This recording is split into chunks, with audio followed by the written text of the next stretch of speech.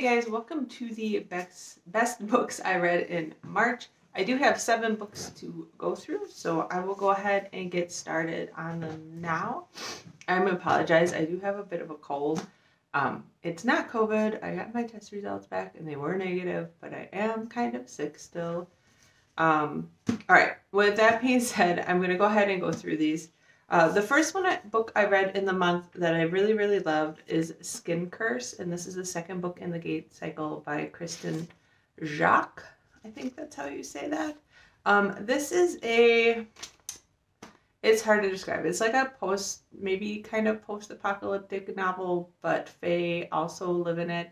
So our character initially lived underground in a colony of humans trying to survive and eventually escaped up to the surface where she ended up fighting monsters and everything.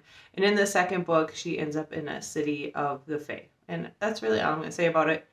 I just really love the writing style of this. It's so easy to read and it's so beautiful and it's very dark fantasy type of book. But yeah, really, really love it. It's kind of an alternate world or maybe a future world. It's never very clear, but there is a lot of Fae involved. So yeah, I would recommend the series if you like fantasy and if you like fae. Very good. All right, the next one is one that's on everybody's best of lists, and that is Legendborn by Tracy Deonn. This was very good. I liked it a lot. Unfortunately, I was reading it while I was reading the next book I'm going to talk about, and I liked that book a little bit more, so I think maybe that took a little bit of the luster off of this book just because I really enjoyed this, but I even enjoyed the other one a lot more. So yeah, Legendborn, I mean, this book has been super popular. This is the Owl Crate edition, so it is signed by the author, and it does have an alternate cover. This is an kind of Arthurian-based urban fantasy kind of thing. It takes place on a college campus with a character who is going there pre-college, so she's actually high school age, but she is going to college, pre-college based on merit, her academics, and she ends up getting involved in a secret society that is based off of Arthurian knights, and there's a whole mythology behind it. It does deal a lot with, normal teenage issues, but also with racial issues. It was really well done. It looks big. It didn't really take me that long to read, though. I did think there were a couple parts that were a little bit slow, but for the most part, I really liked it, and I'm very much looking forward to continuing that series. All right, so the next book I listened to an audiobook, and I was listening to it while I was reading the paper book of Legendborn, and honestly, it was ruining Legendborn a little bit for me because this book was just so hilarious, and I liked it so much. I wanted to be listening to this instead of reading Legendborn. And that is Lightning Struck Heart by T.J. Klune. Klune's probably better known for the House in the Cerulean Sea, which was really well done. But this is a fantasy series called The Tales of Verania, and this is the first book in it. And it is not kid appropriate in any way, shape, or form. This book is so full of so many dirty jokes that it's just hilarious. The whole thing is hilarious. It's done up as it's about a wizard's apprentice who is in love with the knight commander of the realm, and he ends up having to go on a journey to save the prince from a dragon, and I don't even know where to begin. If you are offended by dirty jokes, do not read this. But I was listening to this while I was working at work and driving, and oh my god, I was laughing so hard at times I was almost crying. This is a hilarious book. I just don't even know how to describe it. But it is adult, and there are a lot of dirty jokes. But that being said, it was also strangely heartfelt and had some interesting magic and a good adventure. So it was a really good package, and I can't wait to listen to the second one. This was just a crazy book. So it is kind of a fantasy romance because the main character is trying to fall in love with this other guy. But anyways, all right, so the next one on the list is the second one in the Green Hollow duology, and that is Drowned Country by Emily Tesh. This deals with the Green Man of Green Hollow, and in this book he gets called off to help his mother and the former Greenman deal with some issue in a nearby small town. And that's all I'm going to say about it. Again, this is a novella. It's absolutely beautifully written. I just love how everything was put together. There's a good story. There's some good action, beautiful description, and it's very heartfelt. And it's just a very well done book. So I really enjoyed this Green Hollow duology. I think I gave both books in it 5 stars. And I plan on checking out more of Tesha's work in the future. All right. Lots and lots of fantasy, which there normally is, so it shouldn't be any surprise. So the next book on the list is Fable by Adrienne Young. This is the first book in the Fable duology. Namesake, which is the second book, just came out a couple weeks ago, I think just last week.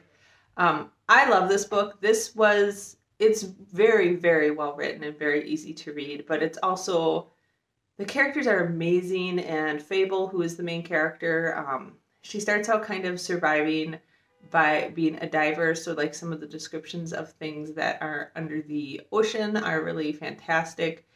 And then she ends up on kind of a good old-fashioned treasure hunt on a ship. So it's got a bit of a pirating vibe to it. It's got some very interesting intrigue and adventure. And I apologize, somebody is out there like honking a horn, and I'm not really sure why they feel a need to honk a horn. I'm filming this very early in the morning.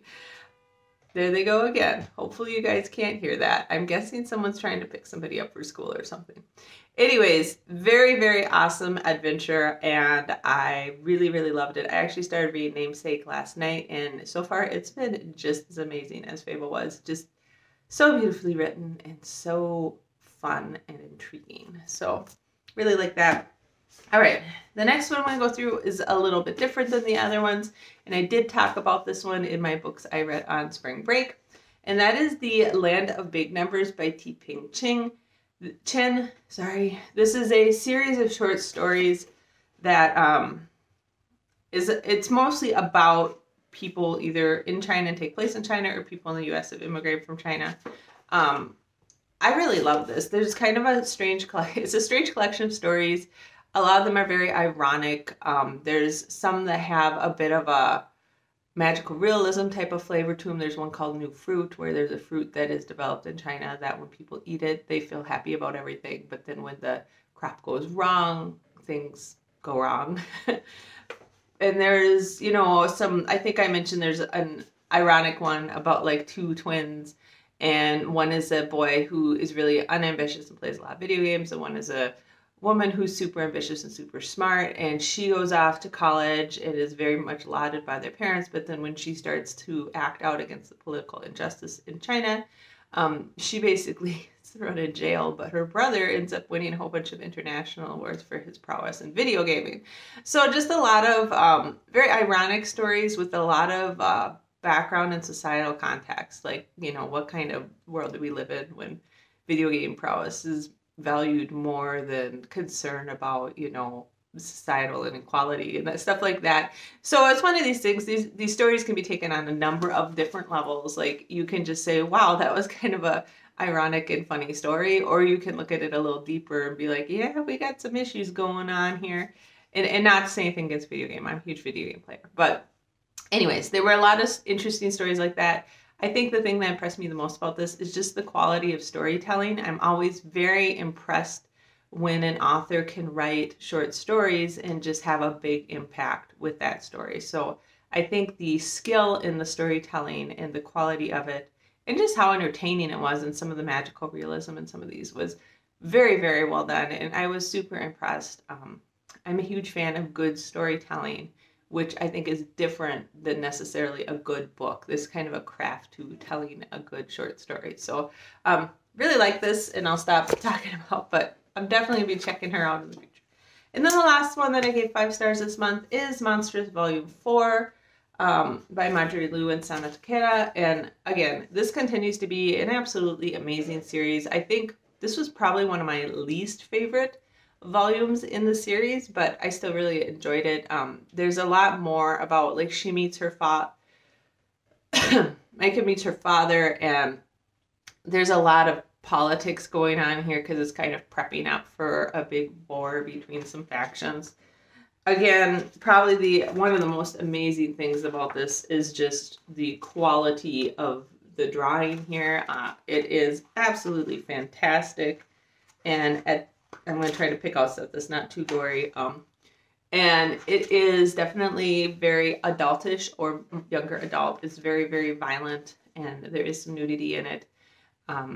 But this is an epic world, amazing storytelling. This one was starting to jump around a lot more than previous graphic novels, which I'm not a huge fan of. And spoiler, I did read volume 5, and that one jumps around even more. I don't think number 5 is going to get 5 stars for me just because it felt really fractured. But anyways, yeah, still a very amazing fancy graphic novel series with absolutely stunning illustrations. So I would have to check that out. As for other news, we've had a lot. I'm not sure if I'm going to post this on March 31st or the week after. We've had a lot going on since we got back from vacation. Obviously, I got sick, which is maybe not an awesome thing going on.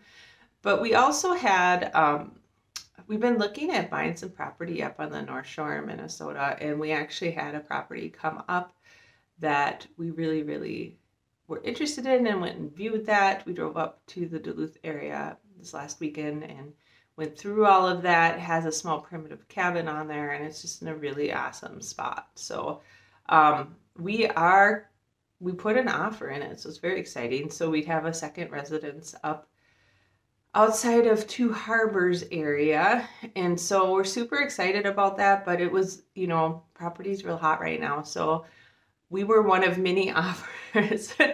So we'll find out. They're going to review everything. What am I trying to say? They're going to review everything soon, and then we should know if our offer was accepted, probably this afternoon. So I'm hoping that we will get some feedback on that, because of course we're making all these plans in our head about what we want to do, and right now it only has electrical, so we'd have to put a well and septic in, and we're trying to figure out like how long that would take and who could do that. And then we're like, wait, we don't even have it yet, so we need to like calm down. So that's exciting. And then the other exciting thing that happened is last weekend we were able to get online and get appointments for our first COVID shot. So my husband and I will be going in for our first COVID shot this Friday, which is very exciting.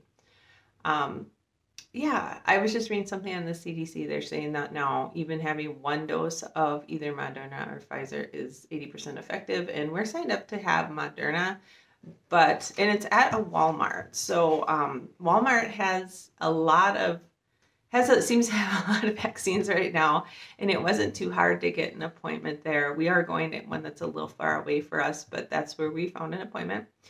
So very excited about that, and it'll be nice to have 80% resistance against COVID in a couple weeks after we get this vaccination. Just very exciting to some of my friends, the friends that we've been kind of seeing throughout this pandemic. We haven't been seeing a lot of friends in person, but we do have a couple and their kids that we've been meeting with to do some hiking and stuff like that. And we've always been wearing a mask because my son is going to school and their daughter's going to school, so there's some risk there. But anyways, they are getting vaccinated this Tuesday and Thursday, and we'll be getting vaccinated Friday. So super excited. We're hoping that my son said he wants us all to go out to dinner once we got our second shot and have passed the, the 3-week time after that. And I was like, all right, we'll set up dinner for, what would that be, 6 weeks from now? But anyways, so lots of exciting stuff happening here. I hope that you guys enjoyed this this video of my best books of March. If you had books that you read in March and you really loved, please feel free to comment down below.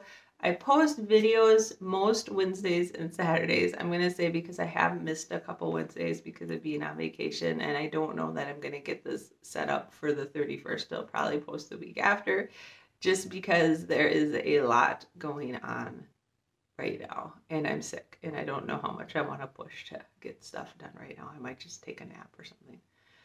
Anyways, that being said, I will talk to you guys on a Saturday for Stacking the Shelves. Bye.